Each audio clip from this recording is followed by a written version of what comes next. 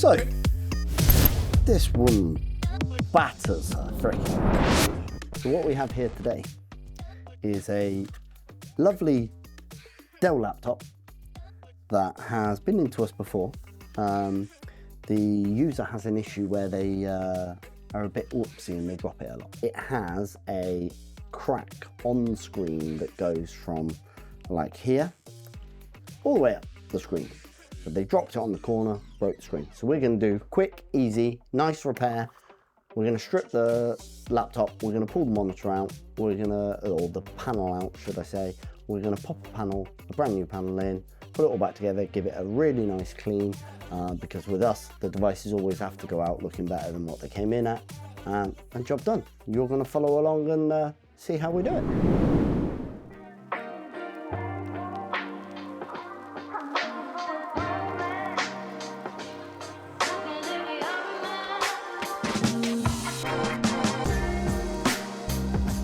Funny, because in the old days, you'd have to find the little plastic bits and take the screws out to get bezels off. That's showing my age. Compared to older computers, the newer computers easier to take apart or harder? Sometimes they're easier to take apart, sometimes they're harder to take apart. So in the old days, everything was done with screws. Even though you had to undo a million screws to get to anything, it was easier than glued or taped. And nowadays, they glue or tape parts in, which makes it infinitely harder for us to take stuff out. So if you smash the screen then, is it cheaper just to get a new device or getting the screen replaced? But sometimes get screens replaced. Depending on the age of your device, it's usually always cheaper to get the screens replaced. So for instance, this screen replacement is 120 quid. That's 120 quid. It's screen and the labour to replace it. This one, unfortunately, I have to take the bottom plate off to undo the hinges.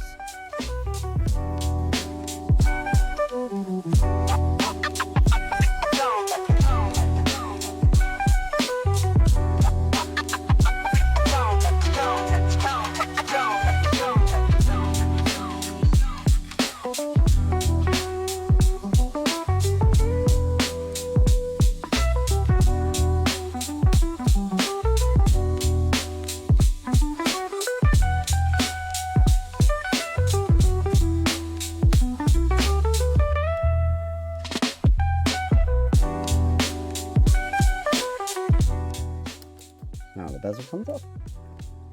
See, this panel is stuck and glued. It's got pull tags here.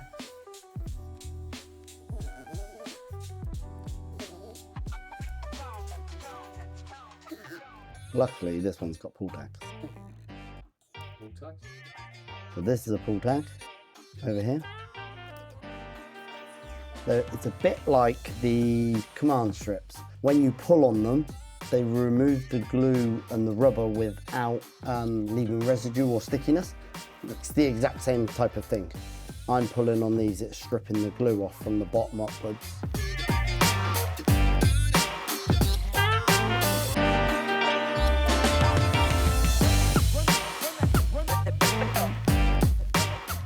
One screen, and we don't need it anymore. Here's one I prepared earlier. The screen's quite hard to source from. Not if you. Over the years, we've built up a supply chain for all of our screens that we know very well.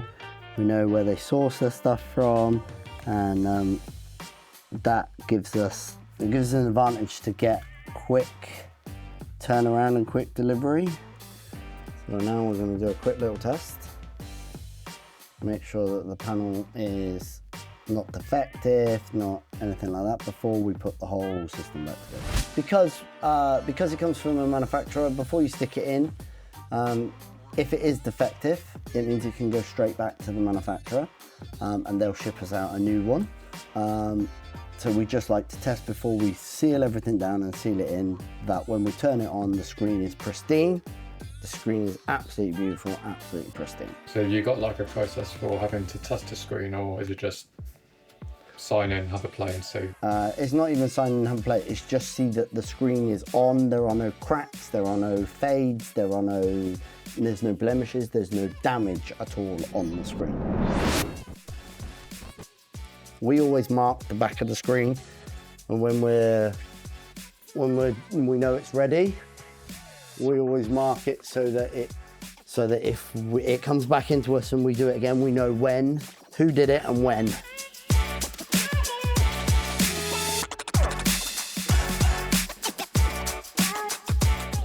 Replacing the tape, I'll put the screen back into place, put the bezel back on, base plate back on, boot it up, done. Base.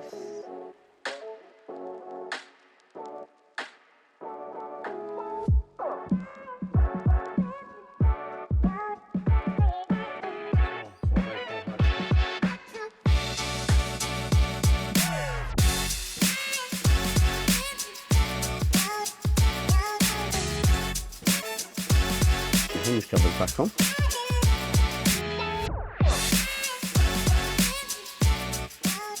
And voila. One laptop, completely finished. Reach out if you have any laptop issues or screen issues, or even if you've just got a question about laptop screens and what you can do and can't do with them. Drop a comment in the comments below. Like, subscribe, hit that bell.